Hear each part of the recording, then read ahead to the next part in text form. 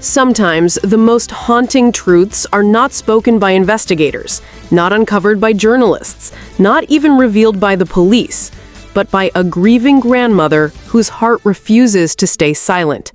Belynda Gray Murray, the grandmother of Lilly and Jack Sullivan, has spoken, and what she said is chilling. Was it a confession of intuition? Was it the voice of a woman who knows more than she dares to say? Or was it simply the broken cry of a grandmother who has seen too much pain in her lifetime? She said, "My heart tells me these babies are gone." Think about that for a moment. What does a grandmother know that investigators don't? What is hidden behind those words? Is it instinct or is it experience? We cannot look away, because these aren't just children on a missing poster.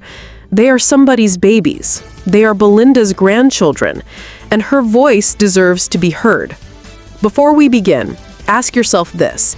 If it were your children, would you want the world to listen? Would you want people to keep talking, to keep searching, to keep demanding answers? If the answer is yes, then do not just watch. Subscribe now, because your silence is another layer of darkness in this story, and your voice, your attention, could be the light that pushes the truth out of hiding. In every tragedy, there is always one voice that cuts through the noise, one voice that carries the raw pain of truth. In this case, that voice belongs to Belynda Gray Murray, grandmother of Lilly and Jack Sullivan. When she spoke, it wasn't just words, it was grief. It was a heaviness that only a grandmother who has lived through heartbreak could carry. She said she believes her grandchildren may already be gone. Now, stop right there. Ask yourself, would a grandmother dare to say those words unless she felt something deep within her soul?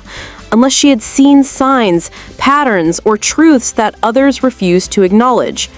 Some dismiss her words as pure grief, but grief often carries wisdom. It carries intuition, and sometimes it carries secrets too heavy to keep hidden forever. Could it be that Belynda knows more than she's letting on? Or could it be that her words are warnings, drawn from painful experiences that only she can understand? Here's the truth. When a grandmother speaks, generations listen. And in this case, the entire world should listen. But if you don't subscribe, if you don't share, then her voice, her cry gets lost in the endless stream of silence, and silence is the enemy of justice. So right now, before we go deeper into her statement and what it truly means, click subscribe. Don't turn away, because if you do, you're turning away from Lilly and Jack themselves. When Belynda Gray Murray, the grandmother of Lilly and Jack Sullivan, spoke out, many brushed it off as the ramblings of a heart torn apart. But listen again. Listen closely. Her words carry weight. They echo with something deeper, something more unsettling. She didn't just say, "I miss them." She didn't just plead for their safe return. She said she believes they are gone. Think about that for a moment. A grandmother who should be clinging to every ounce of hope, who should be the loudest voice crying for their return, instead speaks with chilling certainty. Why? Is it simply grief? Or could it be grief mixed with knowledge? Knowledge too painful, too dark to say out loud. We must remember, grandmothers notice things others overlook. They hear whispers in the silence. They see patterns in the chaos. And they know their children, their families, in ways outsiders never could. What if Belynda had seen warning signs? What if she noticed the tension between family members before Lilly and Jack vanished? What if she heard things that now make her believe the unthinkable? Maybe it was arguments late at night. Maybe it was words spoken in anger. Maybe it was behavior that seemed small at the time, but now, in hindsight, feels like a clue. Her words leave us torn. Are they just the voice of a grieving grandmother preparing her heart for the worst? Or are they the trembling confession of someone who knows more than she dares to say? And here's the hardest part. The silence around her is deafening. Authorities haven't confirmed her fears. Family members avoid her words. But her statement lingers, like a shadow that refuses to fade. And you, watching right now, you can't let her voice be ignored. Because if you click away, if you stay silent, her cry is drowned out by the noise of the internet. And when voices like hers are silenced, the truth dies with them. So hit subscribe, share this story, keep listening, because sometimes the people we least expect, the quiet ones, the grieving ones, are the very ones who hold the key to everything. Behind every disappearance, there's a web of relationships, of trust, of betrayal. And in the case of Lilly and Jack Sullivan, that web is tangled inside their own family. Let's start here. Every household has secrets. Every family has arguments no one outside hears. But when children vanish, those hidden tensions can take on new, darker meaning. Was Belynda Gray Murray, the grandmother, hinting at something she'd witnessed before? Did she sense that beneath the smiles and small talk, there were fractures? Think of Cody Lee, the children's father. His relationship with the kids was complicated, marked by distance and unresolved conflict. Then there's Daniel Martell, the stepfather, a man some describe as protective, others as controlling. Different roles, different loyalties. And between them, Lilly and Jack, caught in the middle of adult battles they could never understand. Belynda, as a grandmother, would have seen these patterns. She would have noticed the tension in the air at family gatherings, the subtle hostility in conversations, the way certain names made others fall silent. Maybe she didn't speak of it directly. Maybe she couldn't. But a grandmother knows. And when she said she felt in her heart that the children were gone, was it because she feared an outsider, or was it because she had seen storms brewing inside the very walls meant to protect them? And here lies the cruel question we cannot ignore. Did someone inside their circle know more than they've admitted? Did someone's anger, jealousy, or desperation spill over in a way that ended in tragedy? These are not easy questions, but they're questions we must ask, because when a grandmother speaks with such certainty, it isn't just emotion, it may be revelation. And to everyone watching, this is where silence becomes dangerous. If you don't subscribe, if you don't keep following this case, you risk letting these cracks in the family go unnoticed, unexamined. And when that happens, justice slips further away. Her words could be a clue, but only if we keep listening. Outside the Sullivan home, there were eyes, there were ears. A neighborhood is never silent. And when Lilly and Jack disappeared, people noticed things, even if they didn't understand them at the time. Some recall seeing strange movements near the house that week.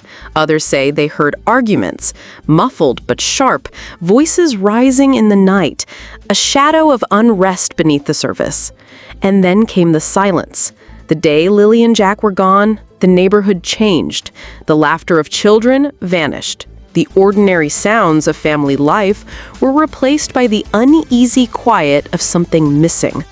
One neighbor whispered about a vehicle they didn't recognize, parked near the home, lingering too long. Another swears they saw familiar faces acting strangely, pacing, restless. And yet, none of it was enough. None of it became the breaking lead that brought the children back. Instead, it was filed away as fragments, hints, whispers.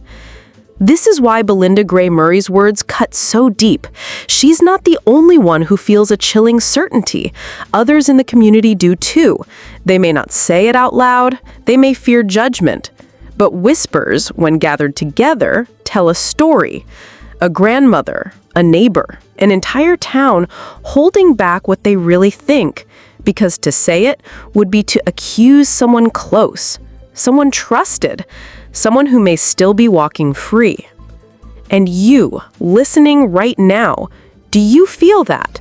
That knot in your stomach? That's not just curiosity, that's conscience. If you click away, if you don't share this, if you don't subscribe, then these whispers fade into silence, and silence is the very thing that hides the truth.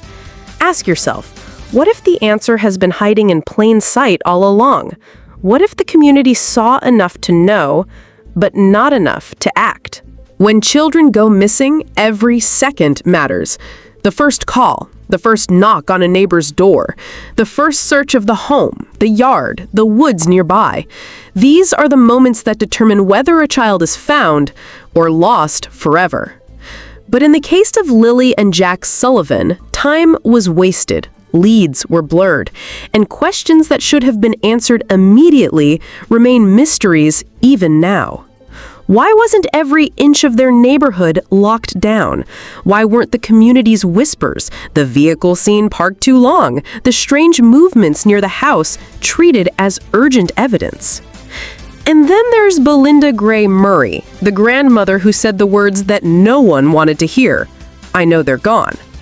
Why did investigators not press her further? Why didn't anyone ask, "What do you know? What did you see? What made you so certain?" Instead, her voice was treated as grief, dismissed as emotion.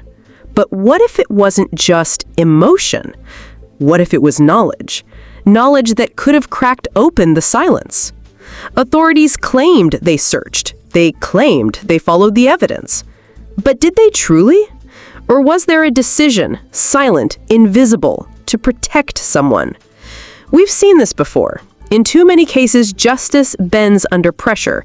Investigations stall, paperwork piles up, reports disappear into locked cabinets, and families are told to be patient while their pain is stretched over months, years, decades.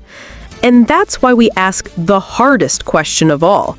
Was this just incompetence or something far darker? Because let's be honest, silence protects someone.